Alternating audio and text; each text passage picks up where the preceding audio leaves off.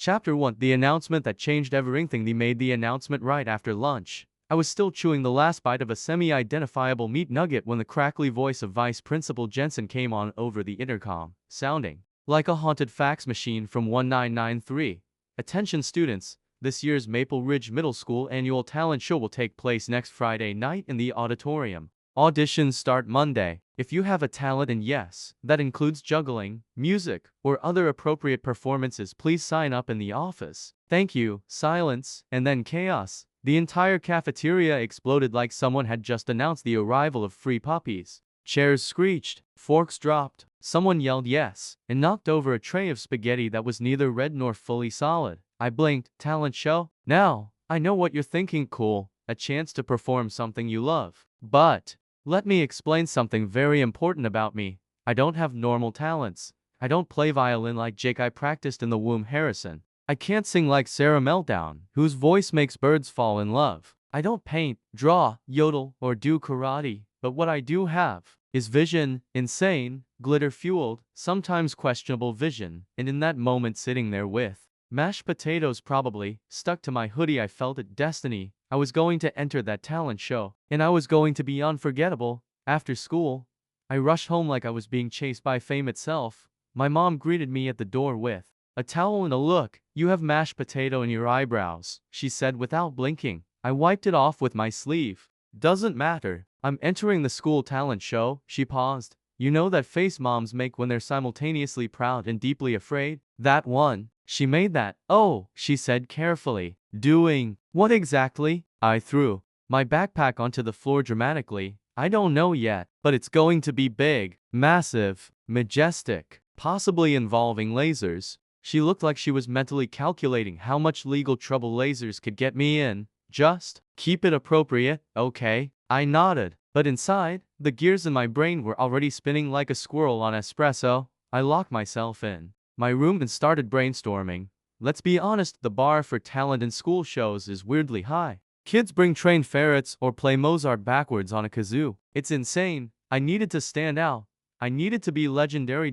So I opened my laptop, pulled up a blank Google Doc, and titled it Operation Talent Show Total Annihilation. At the top, I typed juggling glow sticks, to basic, magic tricks, already burned that bridge last Halloween, speed eating pudding, tempting, but disgusting, interpretive dance of my inner anxiety, hilarious but maybe too real. Then it hit me, like an asteroid made of funk and polyester. Dinosaurs. Everyone loves dinosaurs. They're ancient, dramatic, and never had to pay taxes. I've loved them since I was 3 and bit a kid at daycare for saying T-Rexes had feathers. So what if I became a dinosaur, not a regular one. An inflatable, lead-lit, funk-dancing dinosaur. I imagined it clearly. The music would start, slow, mysterious. Then the beat would drop, and boom, there I'd be, flapping my tiny T-Rex arms and shaking my massive tail to a funky remix of the Jurassic Park theme. Yes. It was so dumb, so ridiculous, so me. It had to work. I jumped off my bed, nearly twisted my ankle, and shouted, I am a star. My cat looked at me and left the room. That night, I couldn't sleep. I was too excited. While other kids were dreaming of trophies and standing ovations, I was picturing myself twerking in a dino suit while Principal Thompson's glasses fell off in horror. It was perfect. It was beautiful. It was probably going to get me grounded.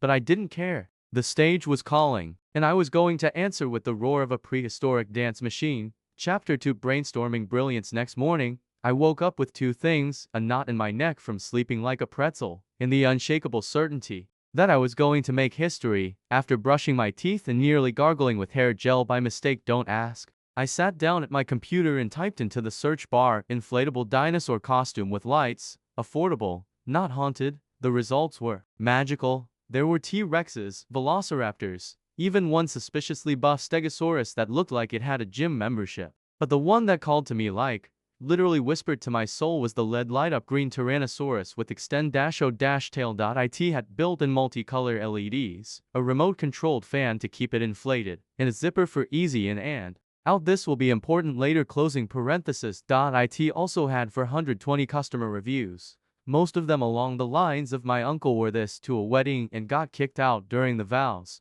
Nearly died laughing. Also nearly died from heat stroke. Perfect. I clicked buy now without hesitation. Shipping said 3-5 business days, which gave me just enough time to plan the routine that would either make me a legend or get me expelled. Maybe both. Step 1. The music. There's funk music. There's dinosaur music. But combining both, that's where genius lives. I downloaded a remix of the Jurassic Park theme that someone had turned into a Brazilian funk beat. It had tribal drums, sick bass drops, and a random guy yelling AI. AI, AI. Every 15 seconds. Beautiful. Unhinged. Exactly my style. I choreographed the intro to match the fake T-Rex roars. There'd be stomping, arm flapping, a spin, then the tail shake. The rest would be instinct. A natural-born Funkasaurus doesn't plan. He feels. Step 2. Practicing funk moves in a dinosaur costume before the costume actually arrives is tricky. I resorted to stuffing pillows under a green hoodie and tying a mop to my butt as a tail. Let me tell you something, mops are not aerodynamic. Every time I spun, the mop handle clocked me in the ankle. By the third round of Bum Jurassic, I had a limp, a twisted sock, and a cat who now visibly feared me. But I couldn't stop. I practiced in the kitchen. I practiced in the backyard. I once caught the neighbor watching me through her blinds, slowly lowering them like I was a cryptid. Even my mom walked in on me mid-tail wiggle. She stared. Do I want to know? No, I said, out of breath. But soon, the world will. She muttered something about parenting books and walked away. Step 3. The signature move. Every performer needs a grand finale. Some do backflips. Some hit high notes. I had something different in mind. The dino split. A full, dramatic split while in costume, just like real dinosaurs did when the meteor hit. I tried it on the carpet. Did I succeed? Technically, yes. If you count my legs going in opposite directions and staying there while I screamed a success. I spent the next hour Googling, can you pull a butt muscle? How long does shame last? But I was committed. Talent requires sacrifice. Sometimes that sacrifice is your dignity and your tailbone. Meanwhile, at school, back at Maple Ridge, the talent show buzz was reaching critical levels. People were handing out flyers, practicing dance duets in the hallway. Sarah Meltdown was warming up in the bathroom, hitting notes that made the soap dispensers cry. And no one knew what I was doing, and I intended to keep it that way. I kept saying things like, oh, I'm still deciding, or maybe I'll just juggle fire. This was strategic misdirection, like a magician hiding the rabbit while preparing to unleash a velociraptor. Jake Harrison, the violin prince, tried to act casual, but I could tell he was threatened. You're doing something stupid, aren't you? He asked. Yes, I said proudly. Deeply stupid. He blinked. Cool. Step for the delivery 3 days later. The costume arrived. It came in a box that was suspiciously large. Inside was a green plastic blob, a fan, and instructions entirely in what I think was Finnish. I spread it out on my bedroom floor. My cat immediately jumped inside and disappeared. I had to coax him out with cheese and lies. Then, the moment of truth. I stepped inside, zipped up, and turned on the fan. Fwoomp. Instant transformation. I was no longer a 13-year-old boy with dreams. I was a gigantic, flailing, glow-in-the-dark meat lizard of destiny. It was majestic. I waddled to the mirror. LEDs blinked. My arms were useless. My tail swung like a medieval weapon. I raised one stubby claw and whispered, showtime. Chapter 3. Mom vs. Funkasaurus. First time I tested the full routine in costume, it was in the living room. I had pushed the furniture aside, rolled up the rug, and warned my family not to enter. Spoiler, they entered. Mid-spin, mid-tail flail, mid-AI beat drop. My mom walked in with a basket of laundry. I saw her expression through the dinosaur. I meshed the expression of someone who just walked in on their child having a supernatural experience. She didn't scream, she just sighed, turned around, and said, I'm pretending I didn't see that. But Mom, I called from inside my inflatable sanctuary, it's art. You dented the lamp with your tail, she replied. Fair point. That night, there was a family meeting. My dad, who works in IT and fears glitter, simply said, just don't get arrested. My little sister demanded I include her in the act. She offered to be a backup dancer or a dramatic volcano, tempting. But no, this was a solo mission. I did, however, let her control the fog machine I bought with leftover allowance money, because every good performance needs mist, and possibly smoke alarms. Chapter for training day S. With the costume fully operational, I now had a new problem: heat. It was like dancing in a microwave. A microwave shaped like a reptile. After 5 minutes, I'd be drenched in sweat, blinking rapidly as condensation formed inside the eye holes. But did I give up? No. I trained harder. I developed new moves: the tail tornado, the prehistoric shimmy, the meteor slide. I even built a tiny obstacle course in the backyard: cones, jump ropes, inflatable palm trees. I danced around them with the grace of a confused giraffe. At T1 point, the neighbor's dog barked non-stop for an hour, convinced I was an oversized threat to suburban peace.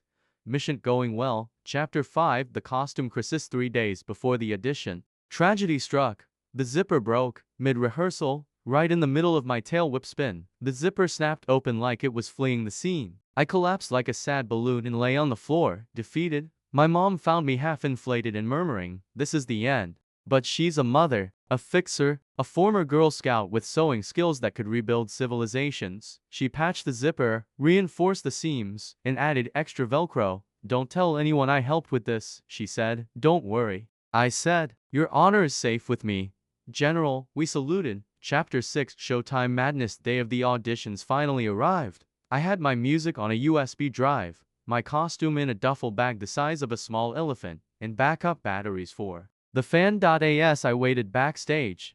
I watched other acts. Someone did ribbon dancing. Another kid played the flute. Sarah Meltdown sang and actually made the auditorium lights flicker with emotion.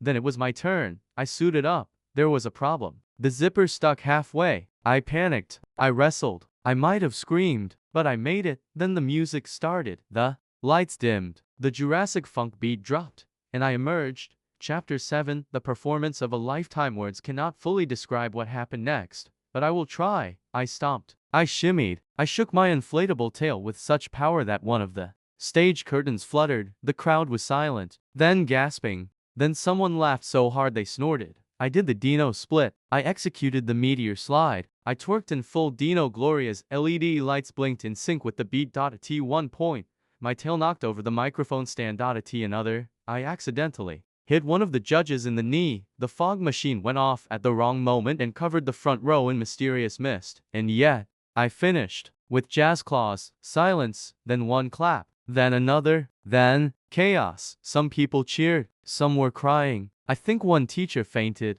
Mission complete.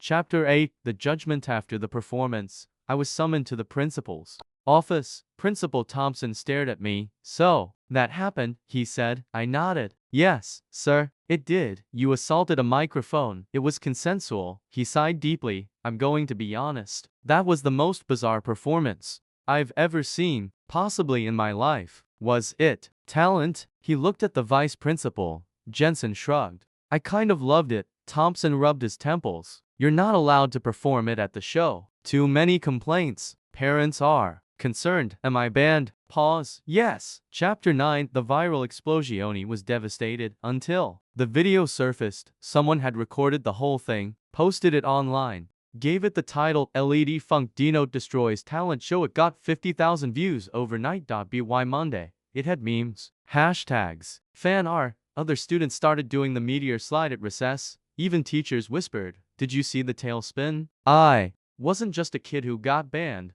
I was a phenomenon. Chapter 10: Dino Redemption. A week later, I got a mysterious envelope. Inside, an invitation to perform at the school pep rally. Apparently, the student council demanded it.